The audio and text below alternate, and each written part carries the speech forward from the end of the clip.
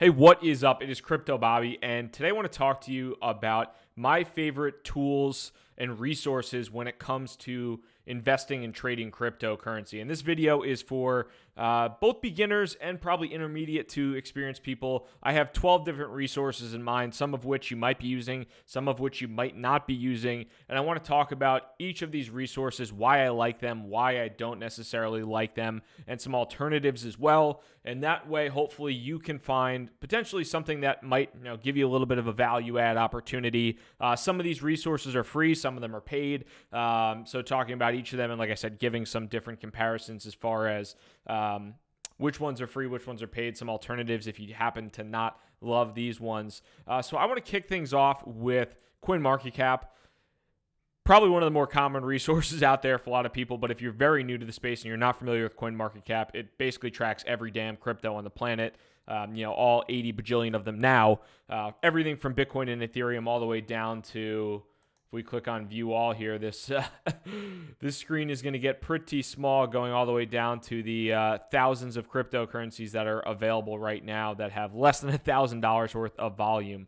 So CoinMarketCap is a great place to get a lot of different information for me personally, starting obviously with the price and the market cap. But I mean, even outside of that, getting different information like trade volume in currency, trade volume per exchange, some of the different trending coins, gainers and losers. So I like CoinMarketCap for that, but mostly I'm a big fan of CoinMarketCap just due to the overall number of cryptocurrencies that it has available on its website. Now, there is a new website that has come out fairly recently that I'm a pretty big fan of, actually, On-Chain FX. And this website does not have 1,000 plus cryptos like CoinMarketCap does. It has about 60 or so, 57 at this point in time. But some of the really nice things about On-Chain FX, at least in my opinion, is the ability to choose columns and some of the data points that they have that you can sort by. And specifically, some of my favorites are the actual all-time high, the days since the all-time high, and the percentage cryptocurrency is down since the all-time high as well. So there's a couple different data points that I really like. And they also do a nice job in terms of sorting some of the daily movers right on the side of the screen, and also providing an index of the top 10, top 20 cryptocurrencies, and even sorting things by sector. So I've become a pretty big fan of On-Chain FX as a good place to open up in the morning when I'm looking through what cryptos are moving, what's happening, what's going on in the world of, of cryptocurrency and crypto assets. Now, both CoinMarketCap and On-Chain FX are free to use, so no issues there. I think both are great in their own right. So there are some other alternatives out there. So it really just comes down to, at least from a tracking perspective here, what you like to, what user interface you like, the number of coins that you want access to, and then how you want to approach these columns and looking at tracking there as well. So both CoinMarketCap and On-Chain FX are things I'm a pretty big fan of. Outside of that, I also utilize Coinigy as well, and this is more for charting and things of that nature. But Coinigy is pretty cool, at least in my opinion. It does have a monthly fee, so I think it's like $20 a month, something of that nature, which I pay for because it's nice to present data in a more structured way. There's a number of different charting tools that you can utilize. You can even put in, like, if I want to click and show order history, I can find different order history. It integrates with all the different exchanges through APIs, so I can see here the different times that I bought Bitcoin and sold Bitcoin and things like that. So I could see the different orders as well, and you can do charting. I'm not a big technical analyst, but this is a really good solution for me when it comes to doing my crypto happy hours and YouTube lives. But a lot of people who like to do technical analysis and look at the charts across a number of different exchanges. You can see here on the left-hand side all the different exchanges that you can go through and get data and information off of. And you can actually trade out of this. Now, Coinigy, at least in my opinion, it's something that if you have a decent amount of money in the marketplace, it might be worth it. $20 a month is something that it's not necessarily cheap. So if you're not getting the value out of it, I wouldn't recommend it. But if you like utilizing these charts, if you like to run technical analysis, there's also TradingView out there, which I believe is free, but this is a crypto specific platform. So I like this as well. And as I'm going through these two, I'll put the links to everything in the description so that you have, if you want to check anything out, you can certainly do so. When it comes to actually buying crypto, for me personally, I use Coinbase / GDAX. Primarily, I really do use GDAX, but GDAX is owned by Coinbase, so I wanted to preference that conversation with how I get my US dollars, how I get my fiat into cryptocurrency. Typically, it's going from taking my US dollars out of my bank account, transferring them over to GDAX, buying either Ethereum or Bitcoin with my USD. And then if I'm holding it, I will move that over to my Ledger, which I'll talk about shortly. And if I am trying to move that into an altcoin, I will transfer it to typically one of three places. So for me, the best way, at least in my opinion, one of the cheapest ways is to get your money into crypto, or to get your money from fiat into crypto, like I said, is Coinbase. But really, GDAX, if you're not familiar with why, I'll link to a video up here where I talk about how, like I said, Coinbase is owned by GDAX, but GDAX has a significantly less number of fees. The fees are significantly lower on GDAX than they are on Coinbase, and it's actually a better platform as well in a lot of respects. So I'll link to that video up here so that you can take a look at why exactly I use, if you're not familiar with that, why I use Coinbase or why I use GDAX instead of Coinbase. But it's kind of one in of the same because GDAX is owned by Coinbase. It's a subsidiary of the company. Now, if I am trying to buy altcoins, obviously with GDAX, with Coinbase, it's only Bitcoin, Ethereum, and Litecoin. So if I'm trying to buy altcoins, I'm going to either take Bitcoin or I'm going to take Ethereum, and I'm going to move that over to one of three places typically.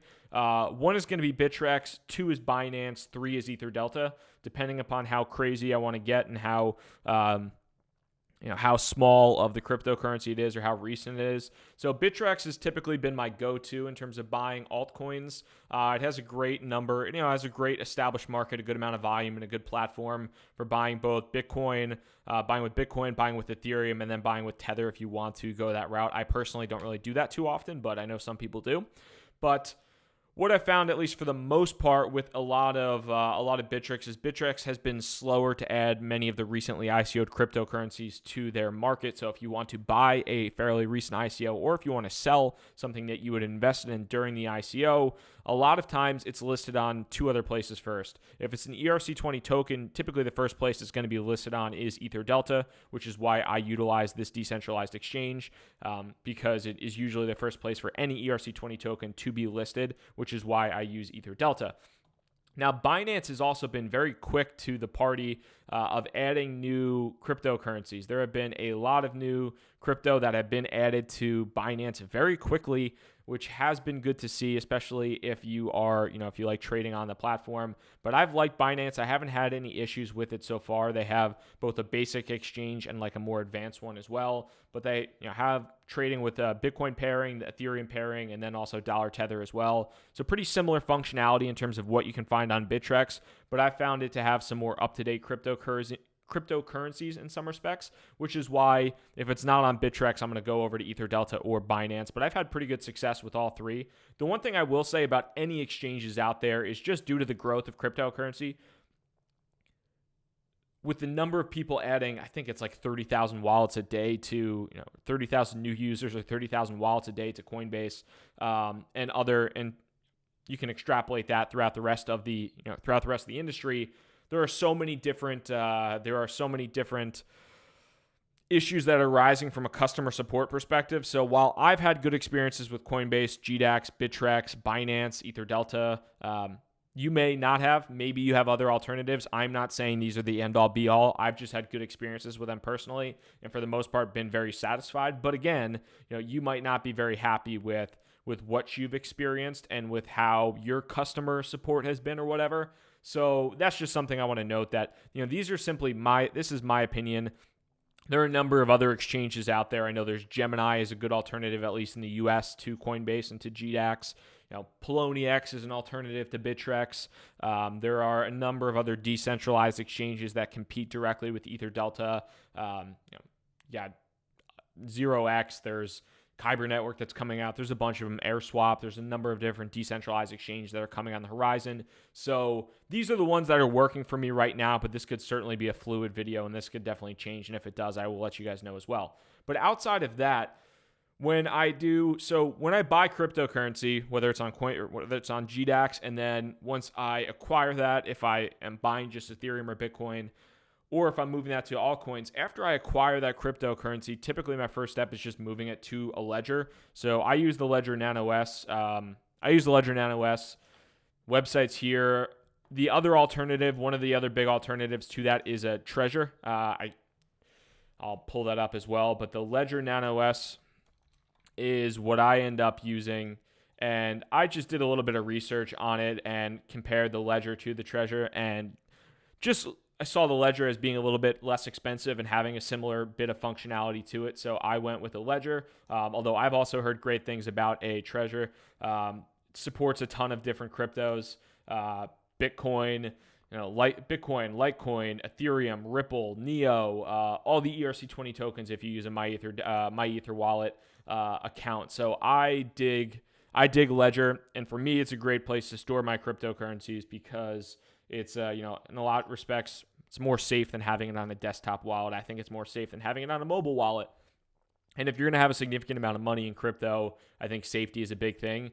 As far as it goes, though, one thing I will say is that with any of these things that actually cost money, so Ledger I think is like $100 or whatever it is, and Coinigy is $20. If you only have a few $100s in crypto, it's probably not worth it. If you have $500 in cryptocurrency, it's probably not worth it to spend 20% or $100. It's probably not worth it to spend 20% of your portfolio on a hardware wallet. But if you have $100,000 in crypto, you wouldn't just leave that $100,000 sitting on your front porch doing nothing, would you? You'd probably you'd probably put it in a safe, you'd put it in the bank, you would take intelligent safety precautions. And I think just because people think this is crypto, they forget about security and whatever. So depending upon the size of your investment, the size of your portfolio, I think you really want to take security seriously. Ledger is one way to do so. There's other ways out there as well, but Ledger, Trezor, hardware wallets, I think are a great approach to that. Now, when it comes to tracking my crypto, I use something, Blockfolio. It's probably one of the most common apps. I have it on my iPhone, so I have it on my iPhone. I know a lot of other people utilize some other apps out there, but for me, Blockfolio is good. It gives you notifications, it gives you charts and all that good stuff. But for me, how I use Blockfolio, so it's pretty simple. Some people, you can actually track your trades, but for me, I don't track my trades. I just track my overall portfolio balance to see the percentage of how things are moving. And I'll get to that with the next kind of tool that I utilize.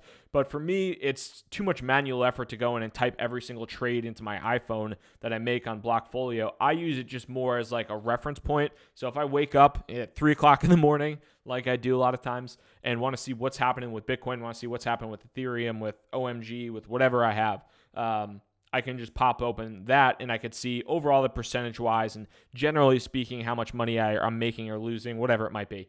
On the alternative side, you can, like I said, you can type in your trades, but it's a manual process. So unless you're doing a pretty minimal amount of trades, that's a lot of manual work, which I don't like to do. So I use Blockfolio just to generally track my portfolio. When it comes to tracking gains, losses, and getting a more clear dashboard for things, I mean, some people will use something like Excel. I've utilized that in the past as well. You can export things with CSV. So previously, I started to use Bitcoin.tax to get like a good understanding of profit loss, capital gains tax.